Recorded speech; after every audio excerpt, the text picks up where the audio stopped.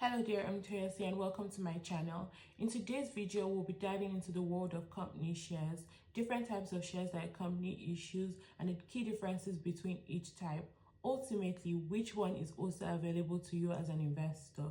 First, what are shares? Shares represent a unit of ownership in a company. So when you purchase a share in a company, you're purchasing a piece of that company and that makes you a partial owner. Shares can also be called stock or equity and entitle holders to certain rights, which may include receiving dividends or having voting rights, and they could also share in the company's profits when the company does well. Now, moving on to different types of shares, we have authorized shares.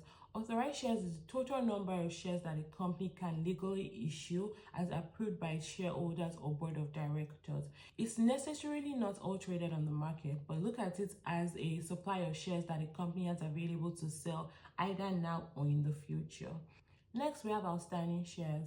Outstanding shares is the total number of shares that are currently held by investors, both individual and institutional investors.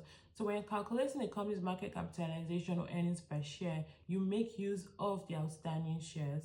There are two types of outstanding shares. We have basic and diluted. Basic outstanding shares is the total number of shares that the company has currently issued and is being held by shareholders. And it gives us a straightforward view of outstanding shares as it doesn't take into account potential dilution.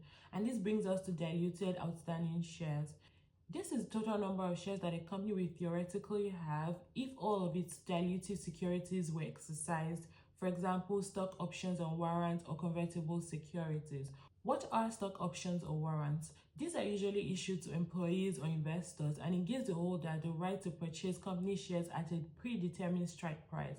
So if the holder decides to exercise and purchase shares at this price, the company might have to issue new shares, and this increase could cause dilution to the current ownership structure in the company. Also, we have convertible securities. These are usually bond or preferred shares, and it gives the holder the right to convert them to common stock at a conversion rate under specific conditions. Next, we have treasury shares.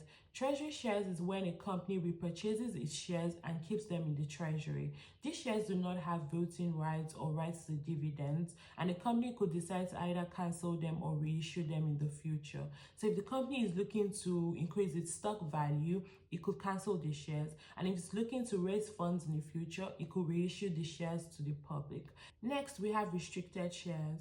Restricted shares are usually issued to employees or executives as part of a compensation package. Restricted shares usually come with specific conditions like a vesting period, but once this vesting period is over, the employee or executives have direct ownership to their shares. This brings us to common stock. Common stock are what most people buy and sell on the market. They represent ownership in a company and they have certain rights such as paying dividends and also voting rights. Most of the shares that you see traded on the New York Stock Exchange or the Nasdaq Exchange are actually common shares, which means they are widely accessible to the general public. Next, we have preferred shares. Preferred shares are traded in the public markets. They are less common than common shares. Preferred shares are like a mix between stock and bonds. They typically pay fixed dividends and they have priority over common stock if the company liquidates. However, preferred shares do not have voting rights and they are good options for investors looking for steady income. Thank you for watching this video. If you found it useful, give it a thumbs up, especially if you now understand the different types of company shares and the ones that are available to you as an investor. You can also share with your friends that might be interested in stock market or investing. Also, follow Atoyesi's Finance Nuggets. Goodbye.